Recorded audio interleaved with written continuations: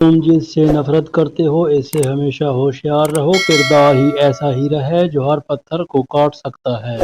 خدا تک پہنچنے کے بہت سارے راستے ہیں، لیکن میں نے خدا تک پہنچنے کا پسندیدہ ترین راستہ مخلوق سے محبت کا چنا ہے۔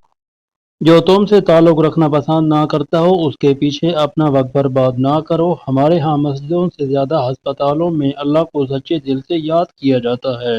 یہ سچ ہے کہ ہم خاک سے بنے ہیں اور دنیا بھی خاک سے بنی ہے، لیکن گرد و غبار کے شعلے اب بھی اٹھ رہے ہیں۔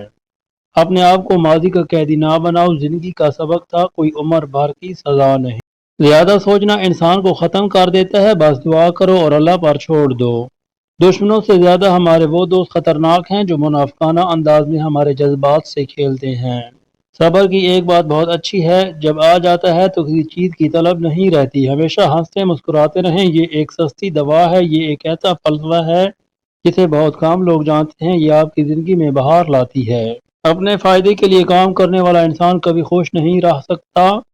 انسان کا دل اور نظر قابو میں نہ ہو تو وسوسے پیدا ہوتے ہیں۔ اپنے خلاف باتیں سن کے حوصلہ مت ہارو، شور کھلاڑی نہیں تماشائی کرتے ہیں۔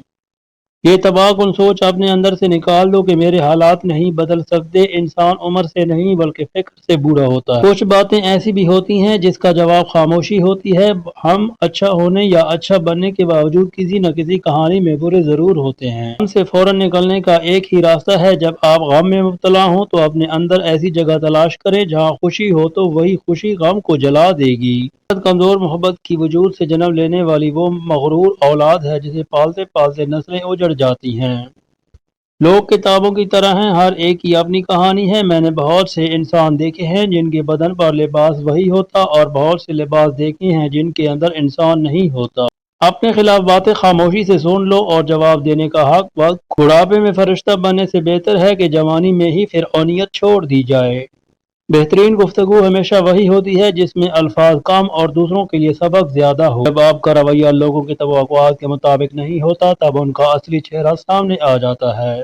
ہر کسی کو کسی نہ کسی کے لیے بنایا گیا ہے اور اس کام کی تمنا ہر دل میں ڈال دی گئی۔ مرد اپنی نگاہ نیچی نہیں رکھ کرتا، عورت پردے کو جہالت سمجھتی ہے، لیکن دونوں کا احترام اور عزت کی تلاش ہے۔